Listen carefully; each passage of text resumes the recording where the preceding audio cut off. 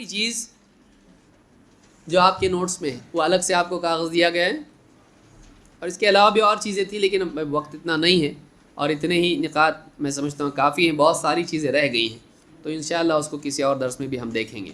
آخری چیز تحریک سبابہ نہ کرنا، یعنی اتحیات میں جب آدمی بیٹھتا ہے تو شروع سے اخیر تک انگلی اٹھانے کے بعد اس کو حرکت دینا، یہ کیا ہے؟ اس کو کیا کہتے ہیں؟ تحریک سبابہ۔ یہ سبابہ اور تحریک کا مطلب حرکت دینا، تو مسلسل اس کو حرکت دینا یہ کیا ہے؟ سنت ہے۔ بعض لوگ بہت ایسا کرتے ہیں، اٹھاتے ہیں رکھتے ہیں، اٹھاتے ہیں رکھتے ہیں، نہیں، اس کو کیا کرنا چاہیے؟ اٹھانا چاہیے اور ہلکے سے حرکت دینا چاہیے۔ بہت زیادہ بھی دینے کی حرکت ضرورت نہیں کہ دائیں بائیں سب لوگ پریشان ہو جائیں، بلکہ کیا ہے؟ ہلکی حرکت اس کو دینا چاہیے۔ یہی بات علماء نے کہی ہے، شیخ بن باز اور بہت سارے علماء نے کہا کہ ہر ایک اس کو کیسا کرے؟ خفیف حرکت اس میں ہو۔ وائل ابن حجر رضی اللہ عنہ کہتے ہیں قلت لانظرن الی صلاۃ رسول اللہ صلی اللہ علیہ وسلم کیف یصلی، میں نے کہا میں ضرور دیکھوں گا اللہ کے رسول صلی اللہ علیہ وسلم کو کہ آپ کیسے نماز پڑھتے ہیں۔ فنظرت الیہ، تو میں نے غور سے آپ کو دیکھا۔ فوصف، تو حضرت وائل ابن حجر نے بتایا، قال ثم قعد وافترش رجلہ الیسری، آپ بیٹھے اتحیات میں اور آپ نے اپنے بائیں قدم کو بچھایا، بائیں قدم کو بچھایا، اور ووضع کفہ، آپ بیٹھے اور بیٹھ کر آپ نے کیا کیا؟ قدم کو بچھا دیا اپنے بائیں، اسی پر بیٹھے۔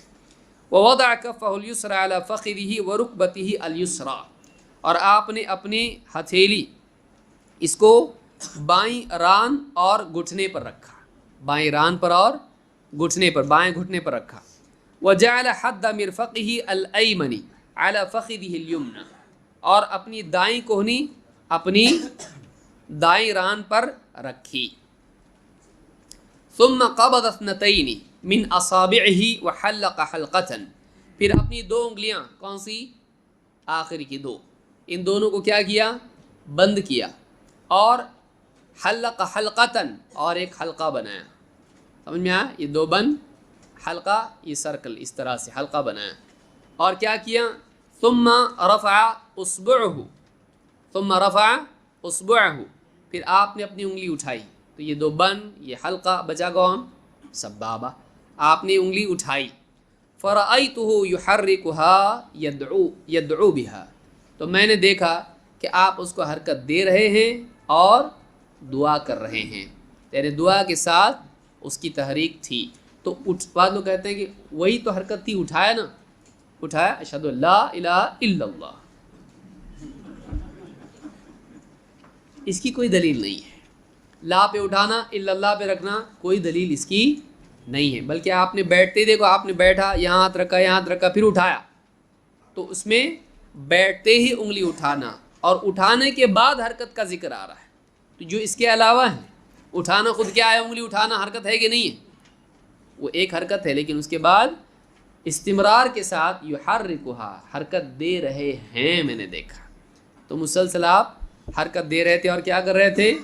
یدعو بہا، اس حرکت کے ساتھ، اس انگلی سے دعا، یہ بھی دعا کا ایک طریقہ ہے۔